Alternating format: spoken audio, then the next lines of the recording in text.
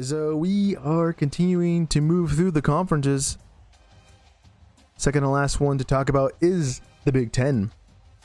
Starting with a Friday night game, Northwestern heads over to, I don't know, it's getting pretty cool down here in sunny Southern California, to be quite honest with you. And I'm in like the Inland Empire where it gets pretty hot. But there in LA, it should be starting to get a little chilly there at night, at least for California terms. Northwestern coming to town, pretty interesting matchup, as they've been all right. They haven't been too good, but definitely punching above their weight in certain matchups. They take on a freshly ranked USC team here at your Sports Outpost, in at number 22 after that win last week against Nebraska on the road. So yeah, I think that's why we're going with USC. They've been pretty decently consistent. They are 14.5 point favorites. But boy, would I be laughing so hard if I see Northwestern beating the Trojans there in the Coliseum. But I think USC wins. I don't know about 14.5 points. That's a kind of an interesting line being set.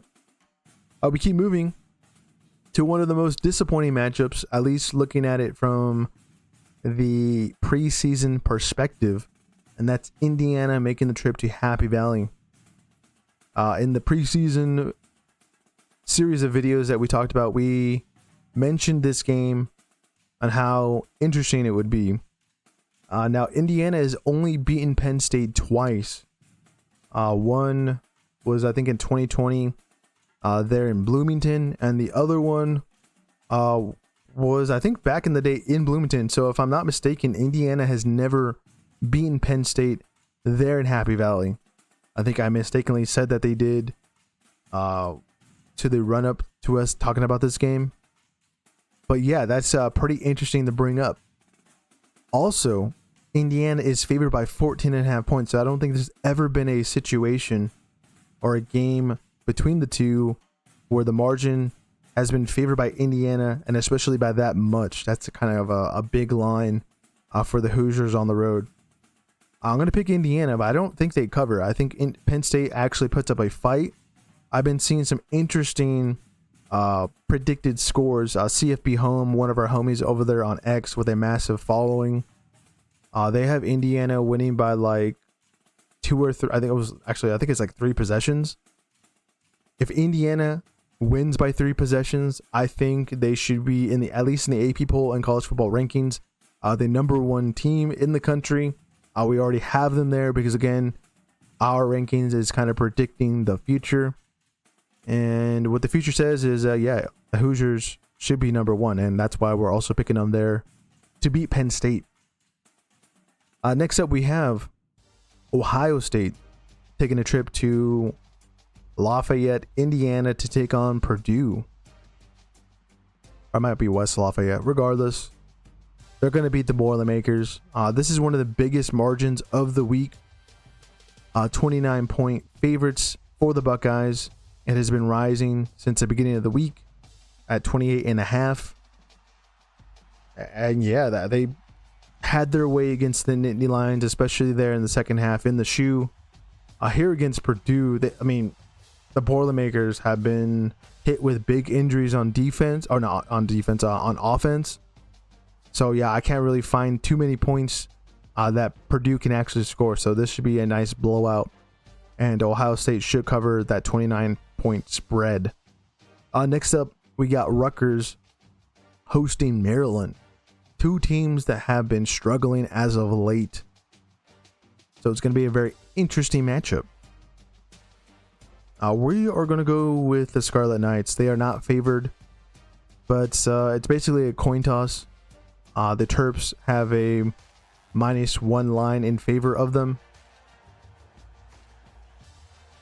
But yeah, I just don't think Maryland was really playing anything special in their beginning of the season schedule. And it's going to continue to be just bad. Just bad and disappointing.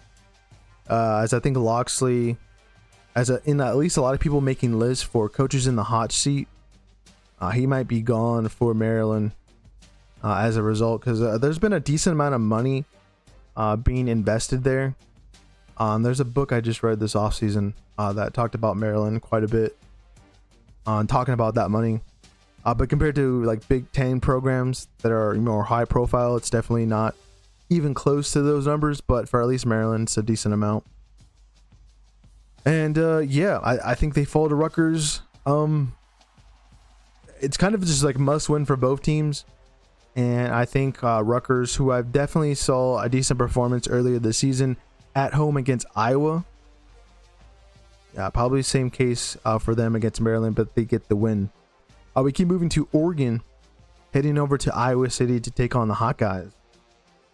Probably, I don't know if it's the second biggest game of the week, because Texas A&M versus Missouri could make that case of being the second biggest game of the week. But it's one of the top three.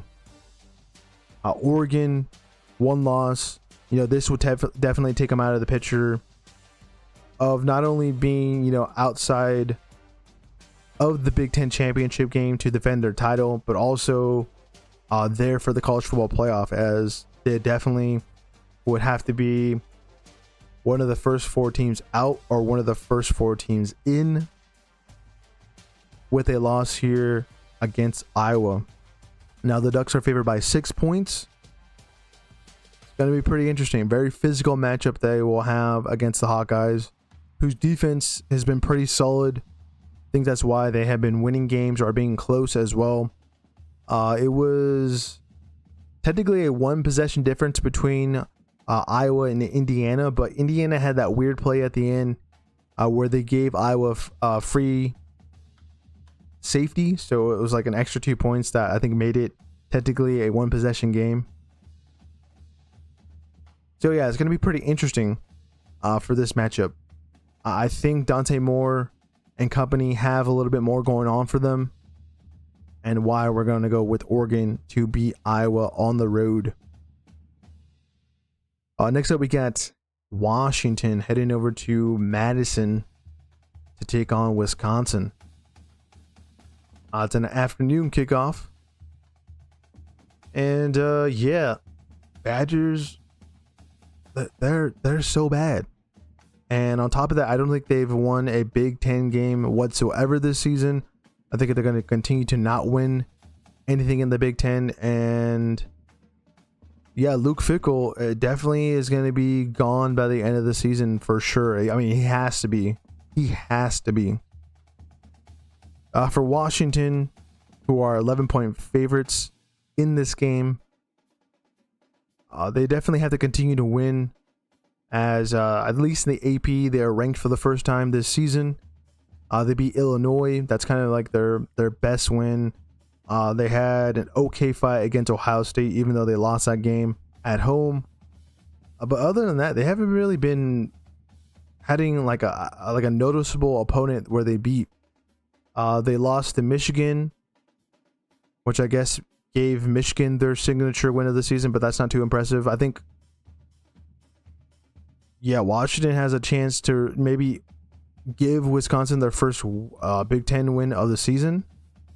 But they still have to play Oregon at the end of the year. So it's like they definitely are not going to be in the picture whatsoever for a college football playoff opponent appearance. So I'm stumbling and bumbling through that one.